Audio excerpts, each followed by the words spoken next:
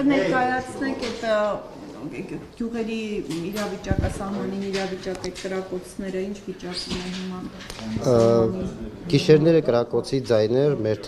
լսում են, բայց գիշերային ժամեր։ Երկարատև են այդ կրակոցները։ Ոչ կարճատև են, բայց տարբեր ժամերին են։ Վնաս Ոչ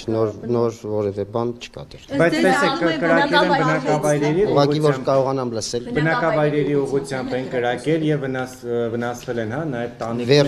Այո, վերջին տեղեկատվությունից հետո չի եղել բնակավայրերի ուղղությամբ։ Բայց տնեն ասում է, որ հենց բնակավայրերի ուղղությամբ է անգամ մարդկանց տներ են վնասվում։ Չէ, դուք չլսեցիք ինձ ասում, վերջին այն տեղեկատվությունը, որ բանն հաղորդումը տվել է, դրանից հետո չի եղել դեպք, Ձեր կարծիքով ինչ նպատակ է հետապնդում եւ ասում են, որ ըստ էության նաեւ խոճապ են փորձում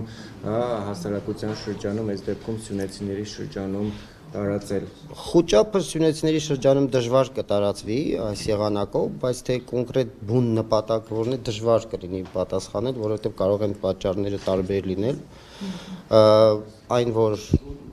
այդ կրակոցները գիշերային ձայներին ժամերին լսելի են, դա միանշանակ է։ Նպատակները կարող են խիստ տարբեր լինել։ Իսկ կրակոցների ֆոնին դեռ խաղաղության օրակարգին հավատում են ձեր բնակիչները։ Կրակոցների ֆոնին ավելի շատ է մարդ հավատում եւ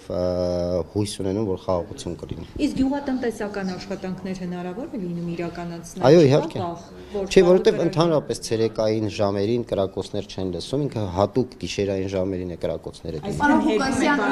որ մարդիկ ուզում են թողնեն գնա, որտեվ այդպեսի ինֆորմացիաներ տարածվում է եւս, որ մարդկանց տրամադրություններ Այո, հերքում եմ, որ մարդիկ ուզում են գնալ։